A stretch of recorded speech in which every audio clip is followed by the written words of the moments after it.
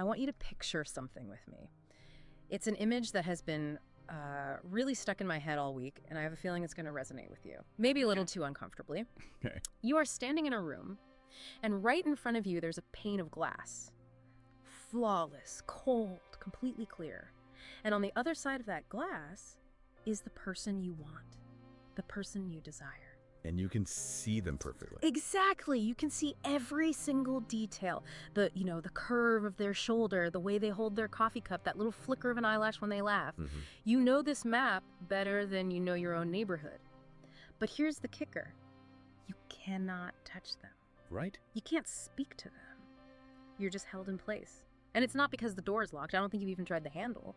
It's because you're paralyzed by this feeling that you just can't. It's a powerful image. It really does capture that that specific agony of the unavailable lover. Yeah. The person who's married or emotionally guarded or just physically distant. Right. And that is what I really want to unpack today. Because I've been wrestling with this feeling, this experience of being held in place not by physics, but by a kind of law written in your nerve endings. Why are we so magnetized by the people who can't love us back? Why does the impossible feel so much more electric than the possible? That is the million-dollar question, isn't it? And I think we have to flip the script on it right away. Oh, wait. Because the natural assumption, the story we tell our friends, is that the glass, that distance, is the problem. It's the obstacle. Of course. It's what's in the way. But if we look at this from a, psychoanalytic perspective, I'd suggest something much more provocative. Go on. The glass isn't an obstacle to desire.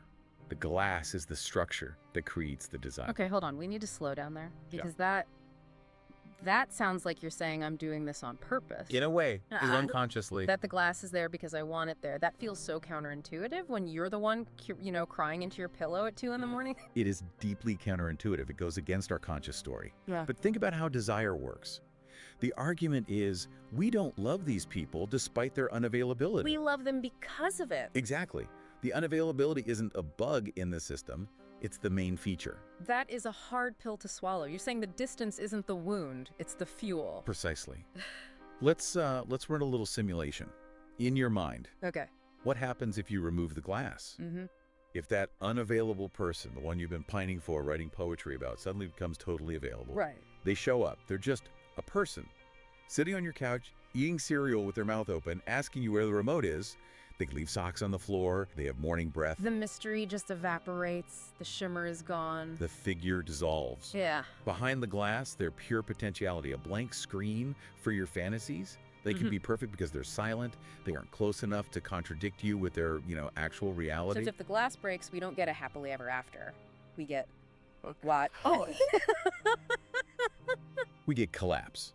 We face the vertigo of relating to a real flawed human being. Yeah. And for the unconscious mind, which is what's running the show here, that reality is often far more terrifying than the pain of longing. The safety of the fantasy versus the messiness of the real thing.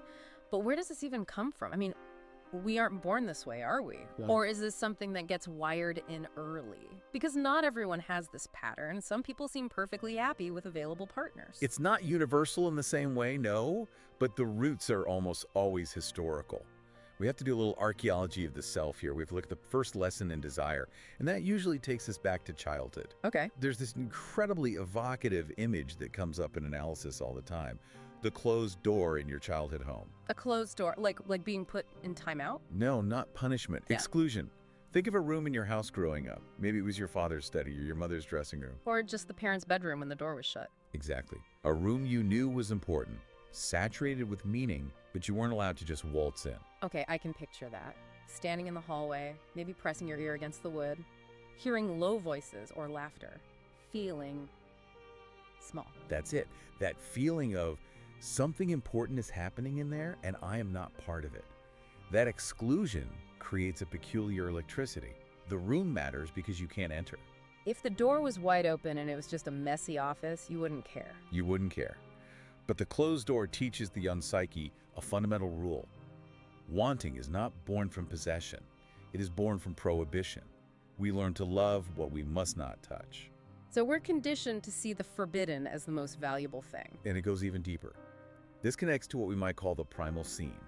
It's that moment, not always a single event, but a slow realization that your mother or your primary caregiver does not belong solely to you. Which is a huge trauma for a toddler, right? Yeah. You think you're the center of the universe, and then suddenly you realize you're just a satellite. It's catastrophic. You realize she belongs to the world.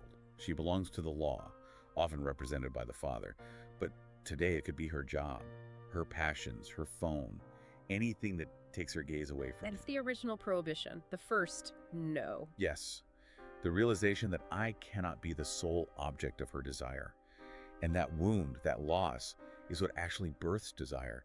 We reach for what is absent. If we had total satisfaction, we'd be amoebas. We wouldn't want anything. So fast forward 20, 30 years, we meet someone who is emotionally guarded or married. They are the closed door. Wow. They reproduce that primal structure. Their unavailability marks them as belonging to another, just like that original caregiver. And your unconscious goes, I know this place. This feels like home. That is deeply unsettling. It's like we're trapped in a loop. Well, there's a name for that. Repetition compulsion. This is so crucial to understand if you want to stop beating yourself up. We aren't masochistic. We're not seeking pain for pain's sake. We are rehearsing an ancient drama. Rehearsing it to a Hoshio. What? Like- Shangxianda. Exactly. The unconscious hope is that this time, I'll break through the glass. This time, the closed door will open for me. We're trying to fix that original wound of exclusion. But the tragedy, of course, is that by choosing unavailable people, We guarantee the ending stays the same. we do. You know, this explains something that I think a lot of people feel but are like afraid to admit. The modern dating thing of the ick. The ick, the sudden repulsion. Yeah. Tell me how you see that fitting in here. Well, I've felt it. You know that feeling when you're chasing someone, pining after them, checking their social media, analyzing every text, and then suddenly they turn around, they text you back right away, they say, I really like you, let's hang out. And instead of being thrilled, you feel this wave of panic Yeah. or just cringe. They suddenly seem flat. Yes. That is the glass shattering, and it is terrifying. But why is it terrifying? That's what we said we wanted. We told our friends, I just want them to commit. Why does getting what we want feel like losing? Because there are two layers of desire happening at once. There's the manifest content, the surface story, I want to be with them, Right. but the latent content, the hidden wish, was actually to remain in the state of longing. Because longing is safe. In longing, you control the whole narrative. The unavailable person can never disappoint you because they never truly arrive. They never have bad breath. They never say something stupid. They never demand that you be vulnerable in return.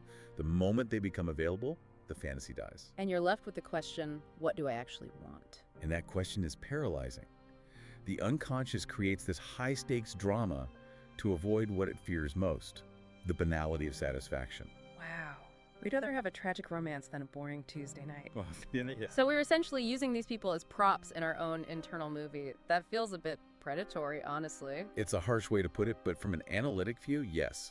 We define this attraction as a symptom. But a symptom isn't just a mistake.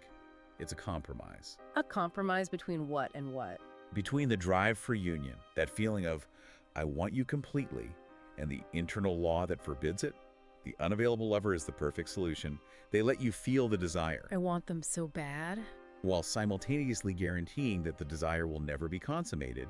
It satisfies the drive and the prohibition at the same time. It's a safety valve. You get the rush without the risk of the catastrophe of actually merging with someone. Precisely. And we have to look at what's being repressed here. Underneath this adult longing is often a very infantile demand for total possession, I want you to be mine and only mine forever. a need that a real adult relationship can't possibly sustain. No partner can give you that total fusion, so the unconscious chooses someone who is unavailable. That way the impossibility is blamed on them. Oh, they're married or they live in another country. It saves you from realizing that the demand itself is impossible. Exactly. That is sneaky. Our minds are incredibly sneaky. They are brilliant at protecting us. But how does this programming get installed? We talked about the closed door, but is it always that dramatic? Does there have to be a specific trauma? Because I look back at my childhood and it wasn't some tragedy, but I still have this pattern. It's rarely a single explosive event. It's usually what we call atmospheric truths. Atmospheric truth. It's the air you breathed. Maybe your mother was physically there but emotionally distracted. Her attention was always divided. Or your father's love was conditional. You only got warmth when you performed well. So the nervous system learns to be fully desired is impossible. To get too close is to risk expulsion. Yes, you absorb the message that you are not worthy of full presence. So as an adult, if someone offers you that, if they are kind, consistent, available, it feels wrong. It feels suspicious. It feels boring. Because it lacks the charge of anxiety. But the person who withdraws, the one who leaves you on read for 6 hours. That feels like home. That creates the high charge. It does. Let's talk about that charge. Because the fantasy feels so much more alive than the boring, safe partner. Why does pain feel so much like passion? I think that's where people get stuck. They mistake anxiety for chemistry. This brings us to the concept of libidinal economy. Which sounds like a very expensive bank. In a way, it is. It's about energy management. Right. Libido, your psychic energy, needs somewhere to go. When you have a clear path, mutual love, the energy flows smoothly. It's calm. Right. But when you have resistance, unanswered texts, canceled plans, uncertainty, the energy gets dammed up. And dammed up energy creates pressure. High pressure, high charge. Every obstacle generates more fantasy to bridge the gap. You spend hours analyzing their texts, imagining scenarios. That mental activity feels like intensity, and we mistake that high-voltage anxiety for love. So we are addicted to the resistance. To the potentiality that the resistance preserves. But there is a darker twist here too. The superego. The internal critic, that voice in the back of your head. Yes, the part of you that judges. And there is a strong argument that we use the unavailable lover to punish ourselves.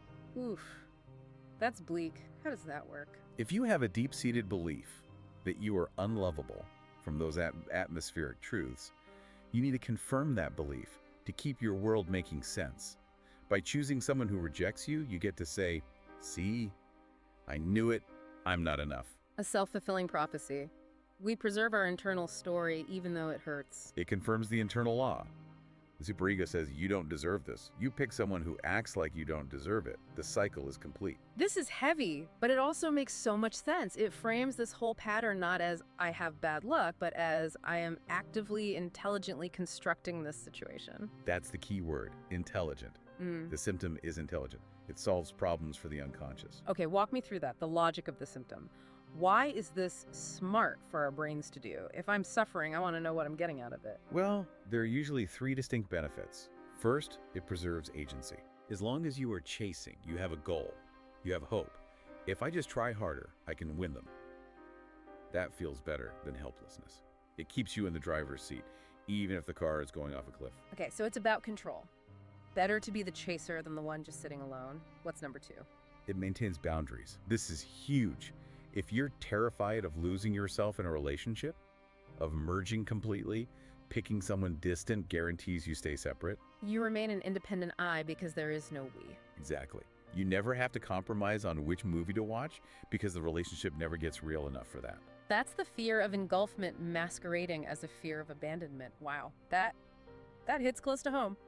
Okay, and the third one. This one is fascinating. It allows for the expression of aggression. Aggression. I thought this was about love. I'm crying over them, not yelling at them.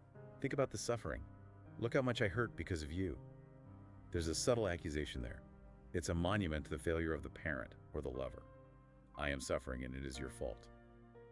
It channels anger into heartbreak. So my heartbreak is actually a weapon. Or a protest. A protest against that original lack of love. It's a way of saying, look what you've done to me, without ever having to actually be angry. That is a lot to process. So, we've diagnosed the problem, we're standing in front of the glass, we see it, we understand the machinery. Now what? How do we break it? Or is the point not to break it? I think the point is to realize what you're actually looking at. You're standing at the glass, looking at the unavailable lover.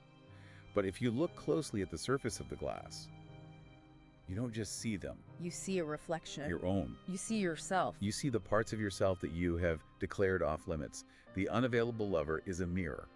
They reflect your own unavailability. You aren't just attracted to them because they're distant. You're attracted to them because you are distant. You've walled off your own vulnerability. You've walled off your right to be wanted. So they're holding the unavailability for both of us. I pick them so I don't have to be available. Exactly. They are a screen. This is what we call projection. You aren't seeing the real person, that 32-year-old graphic designer. You're seeing a ghost of your own history. So the transformation, the way out of this trap, isn't to finally convince the graphic designer to marry you? No, that would just be changing the actors in the play without changing the script. Hmm.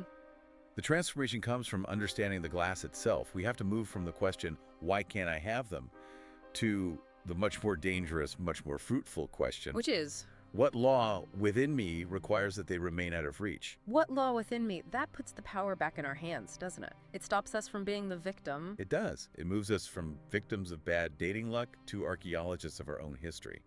The unavailable object is a living archive. They are holding the history of your childhood, your fears, your repressions. And if we can read the archive, we don't have to repeat it. That is the hope. Visibility is the first condition of transformation. Once you see the glass, really see it, and see your reflection in it, it loses some of its power. You realize that the intense longing you feel isn't really about that person. It's about a grief you haven't processed yet. A grief for that original loss, that first closed door. Yes. And learning that it's okay to just let that loss be, to stop trying to fix it by banging your head against another locked door. It's a tragic kind of beauty, isn't it? It is. I think true maturity involves realizing that we learn to love through loss. It's not about becoming perfect or never having these feelings again. It's about understanding that the longing is a part of you, but it doesn't have to drive the car. It's a difference between being trapped behind the glass and just acknowledging that the glass is there. And maybe, eventually, turning away from it to look at the room you're actually in, to look at the people who are actually there waiting to be seen. The ones who might be sitting on the couch eating cereal. The very same ones. That's a powerful place to leave it. It's not the fairy tale ending, but it feels like the real one. It's the honest one, and honesty is where real desire begins. To everyone listening, take a look at the glass in your own life. What's it reflecting back at you? Thanks for diving deep with us. Until next time.